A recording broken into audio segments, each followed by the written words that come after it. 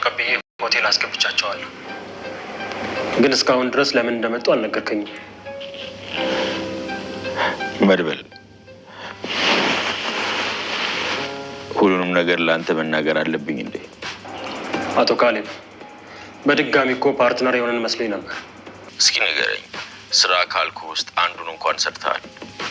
ጭራሽ ለጠበቃው እየተከላከልክለት እንደሆነ ሰምቻለሁ።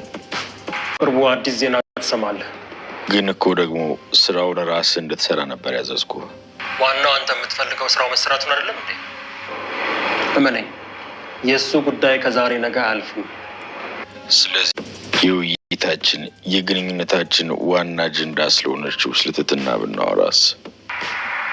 አዲስ አበባ ብዙ ቦታ አስፈለኳት የለች። ግን ደግሞ አሁንም ቢሆን ማሰሴን አላቆምም።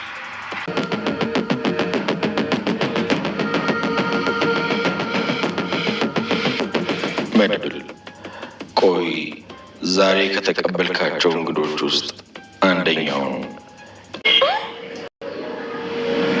እኔ ይህንን አላምንም።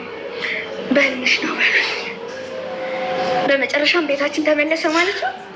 እስኪ በደንብ ተመልከቱት። በመጨረሻም አሸናፊዎች እኛ ሆነናል። አመሰግናለሁ። በእውነት ጠበቃ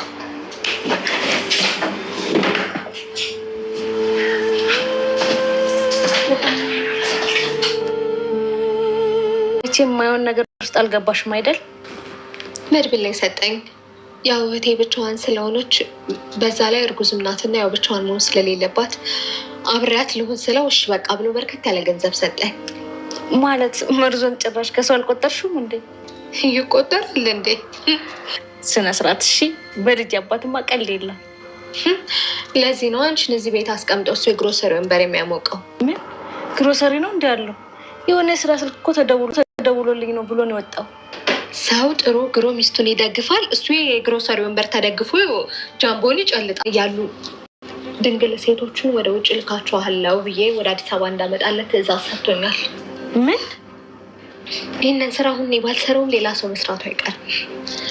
ካለብ ጉሮሮ ውስጥ ደግሞ ብዙ እንስቶች ተሰልፈው መታረጃ ጊዜያቸውን እየጠበቁ ነው ያሉት። የእውነት ይሄ ነገር በጣም አደጋለሁ። ለዚህ ነው አደጋውን መጋፈጥ የፈለኩት። ዝናና መድብል እንደጣለልኝ ከራሱ ከመድብል ጋር ሁኜ ካሌብን ወይ እናሳስረዋለን ወይ ደግሞ ራሳችን እናጠፋዋለን።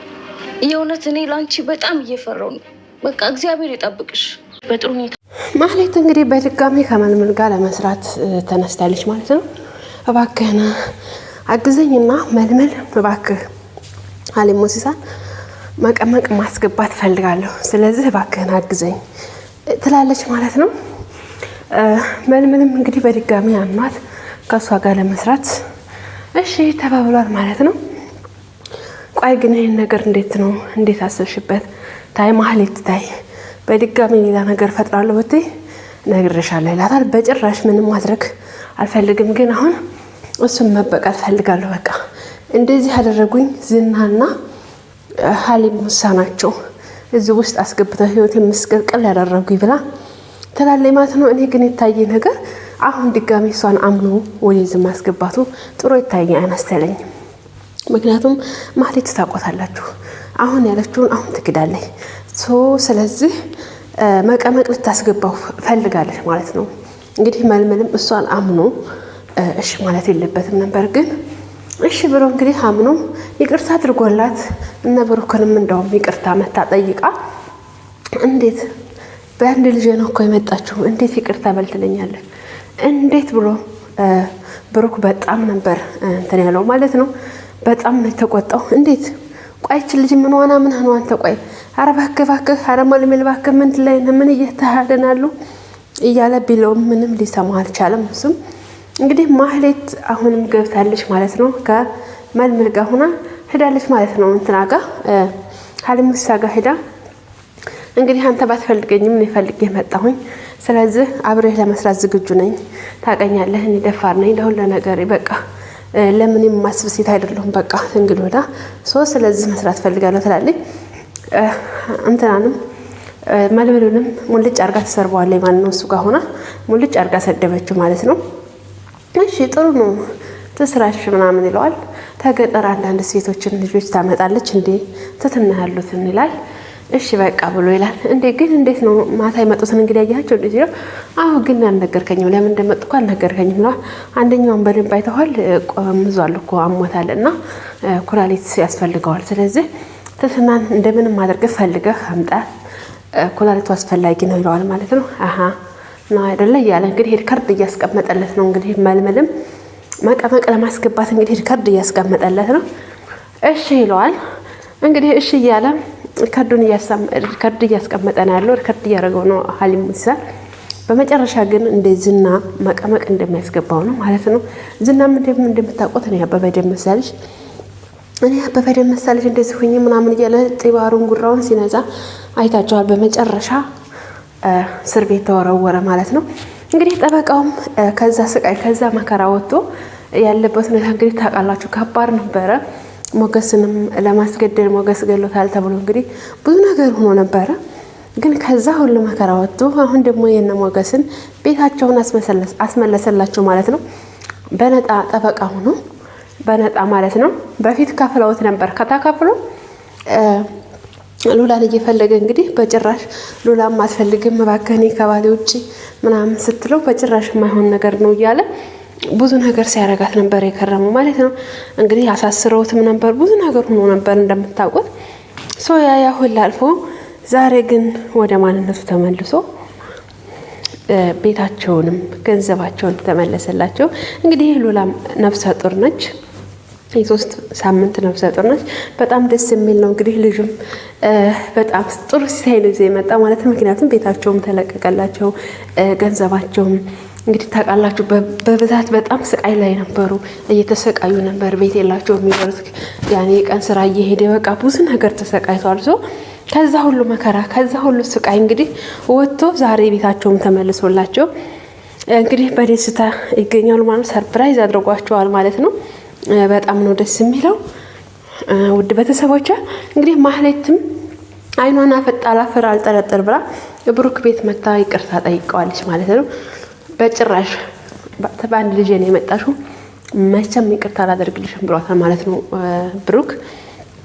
እንግዲህ ቅድስቴም ምንድን ፈልጋ መጣሽ ደግሞ አስበዋል ደግሞ አሁን ሰርጋችን ሲደርስ ደግሞ በቃ ሌላ ነገር ይዛምጥን መጣሽ ደግሞ እንደው ቆይ ምንድነው ይሄ ነገር ምናምን ትላለች ማለት ነው።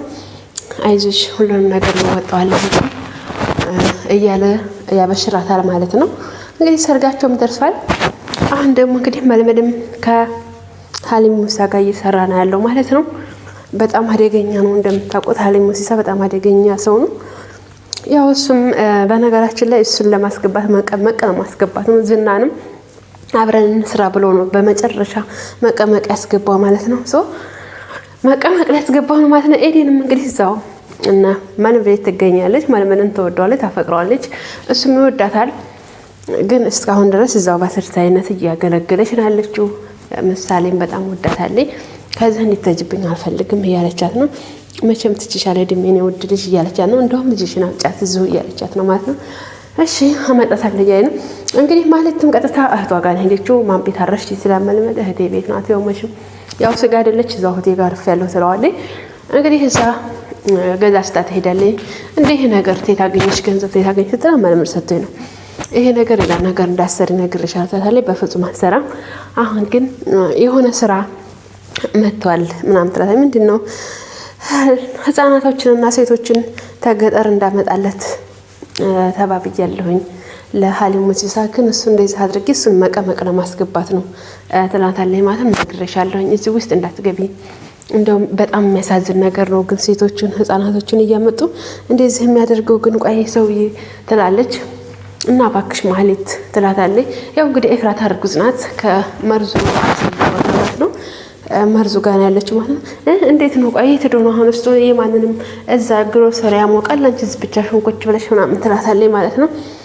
እንግዲህ መርዙም አልወደዳትም እዛ ስትመጣ ማለት ነው። ማህሌትም እዛ ስትመጣ አይወድም ግን ደግሞ መታለች ማለት ነው። እዛው ማረፊያም ስለሌላት እዛው ገብታለች። ሀሊም ሙሲሳም ፍርፋሪና የምትበላው ስታጣ ነው የመጣችው ነው ያላት ማህሌትን። ማህሌት ግን አሁን እሱን ለመበቀልና ከመልመል ጋር ሰርተው እሱን መቀመቅ ለማስገባት ነው። ማህሌትን ግን እንዴት አማናት የሚለው በቀጣይ ቪዲዮ እንመጣለን። ውድ ቤተሰቦቼ ላይክ ሰብስክራይብ ያደረጋችሁ ቤተሰቡን ወዳችኋለሁ። መልካም ጊዜ ይሆንላችሁ። አዲስ ጀማሪ ነኝ። ሲያበረታቱኝ ወዶችዬ ላይክ ሰብስክራይብ አድርጉኝ። ማርክዬ ስወዳችሁ